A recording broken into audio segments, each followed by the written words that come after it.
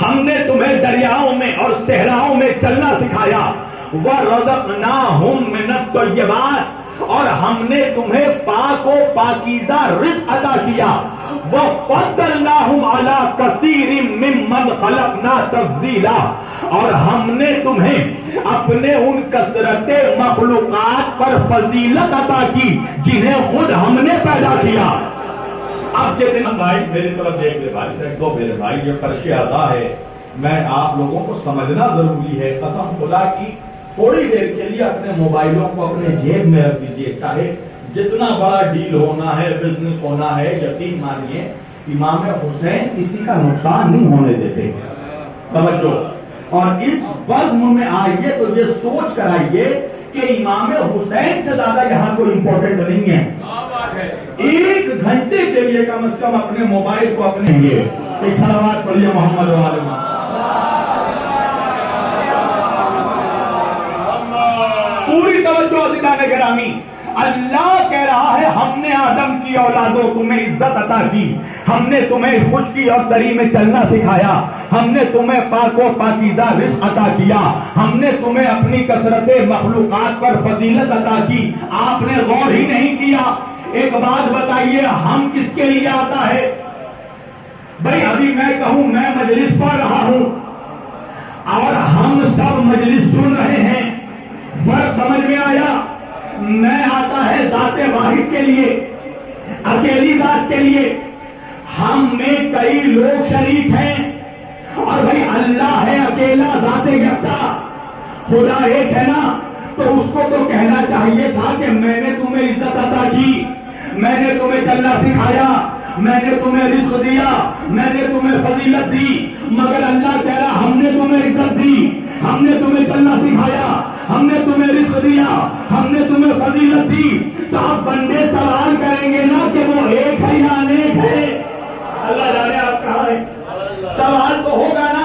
اچھا اب وہی اللہ جو قرآن میں ہم کہہ رہا ہے، آپ قرآن پڑھیے تو پھر دوسری آیت میں وہی اللہ اپنے لیے میں کہہ رہا ہے، اللہ کہہ رہا ہے وَمَا خَلَقْتُ الْجِنَّ وَالْإِنسَ إِلَّا لِيَعْبُدُونَ، میں نے جنوں اور انسانوں کو پیدا کیا تاکہ وہ میری عبادت کریں۔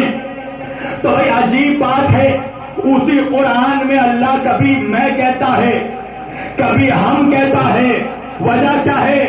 تو علماء نے یہ نقطہ، یہ نتیجہ پیش کیا کہ آخر وجہ یہ ہے کہ اللہ جس آیت میں اپنے بندوں کو چیلنج نہیں کرتا وہاں اللہ میں کہتا ہے، اور جس آیت میں اللہ بندوں کو چیلنج کرتا ہے وہاں اللہ ہم کہتا ہے۔ نہیں پہنچے؟ اللہ کا چیلنج ہے میں نے بارش برسا دیا، تم روک سکتے ہو تو روک کر دکھاؤ، میں نے ہواؤں کو چلا دیا، ہم نے ہواؤں کو چلایا، تم روک سکتے ہو تو روک کر دکھاؤ۔ عزت اور ذلت ہمارے اختیار میں ہے۔ اللہ کا چیلنج ہے کہ جس کو ہم عزت دینا چاہیں ساری کائنات اسے ذلیل نہیں کر سکتی، اور جسے ہم ذلیل کرنا چاہیں ساری کائنات مل کر اسے عزت نہیں دے سکتی۔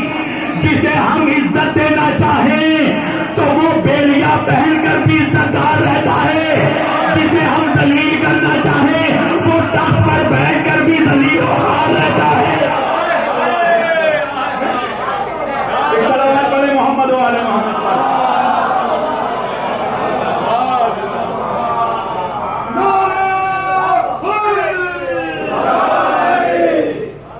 اللہ کا چیلنج ہے قرآن میں، پڑھیے اللہ کہہ رہا ہے بسم اللہ الرحمن الرحیم انا نحن نزلنا ذکرا وانا لہ لحافظون۔ اللہ کہہ رہا ہے دیکھو ہم نے ہی اس قرآن کو نازل کیا ہے اور ہم ہی اس قرآن کی حفاظت کریں گے، ہم ہی اس قرآن کی حفاظت کریں گے۔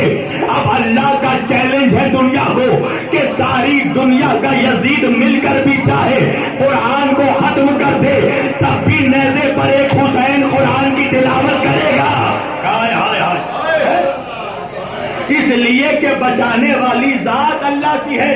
اب وہی اللہ قرآن میں چیلنج کر کے کہہ رہا ہے اپنے رسول سے، اللہ کہہ رہا ہے بسم اللہ الرحمن الرحیم انا اعطیناک الکوثر۔ توجہ، عربی میں جہاں تو آتا ہے تو، وما خلق تو، جہاں تو آ گیا تو مراد میں، جہاں نہ آ گیا انا ہدیناہ السبیل، ہم نے ہدایت کی ہے، جہاں نہ آیا وہاں ہم، تو جہاں نہ آیا وہاں اللہ